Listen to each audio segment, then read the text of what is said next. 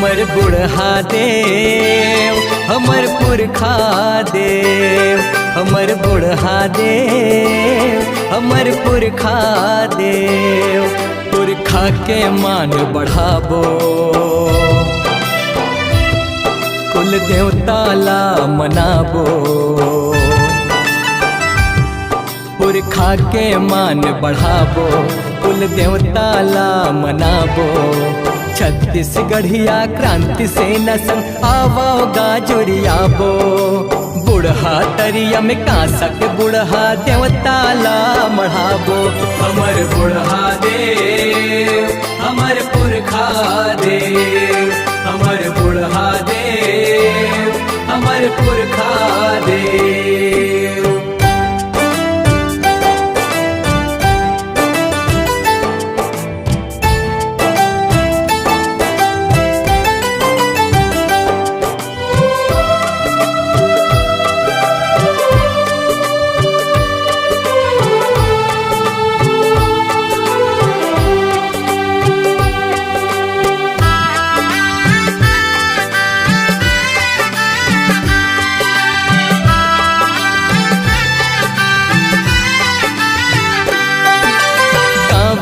ले दान धर्म के आरोग्य का सालाबो।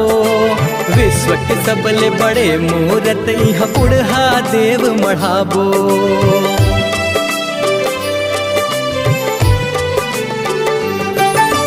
गाँव गाँव ले दान धर्म के आरोग्य का सालाबो। विश्व के सबले बड़े मूरत यह बुढ़ा देव मढ़ाबो। विश्व के सबले बड़े मूरत यह बुढ़ा देव मढ़ाबो। यही हमर पहचान होई, अब बड़ गर्व गुमान होई। छत्तीसगढ़ महतारी बर चिन्हारी एला बनाबो। छत्तीसगढ़ महतारी बर चिन्हारी एला बनाबो। हमर बुढ़ा देव हमर पुरखा देव, हमर बुढ़ा देव हमर पुरखा देव।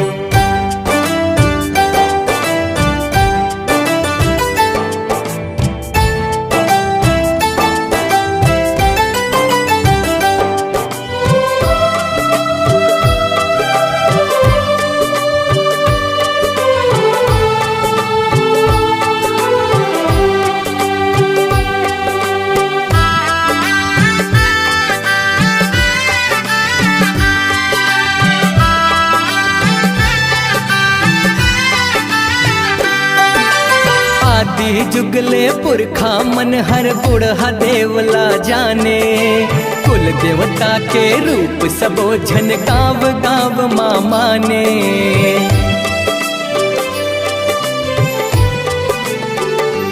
हो आदि जुगले पुरखा मन हर बुढ़ा देवला जाने। कुल देवता के रूप सबो झन गाँव गाँव माँ माने। यह देवता पुरखौती के संस्कृति के ये माटी के। छत्तीसगढ़ महतारी के ऐसने सेवा बजाबो। छत्तीसगढ़ महतारी के ऐसने सेवा बजाबो।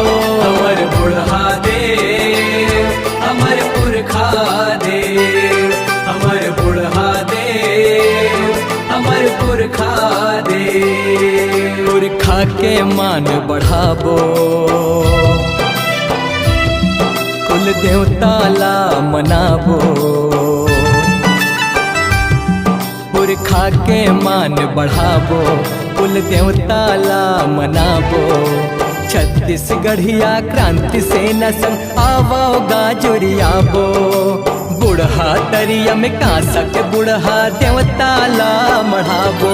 हमर बुढ़ा देव हमर पुरखा देव, हमर बुढ़ा देव हमर पुरखा देव, हमर बुढ़ा देव हमर पुरखा देव, हमर बुढ़ा देव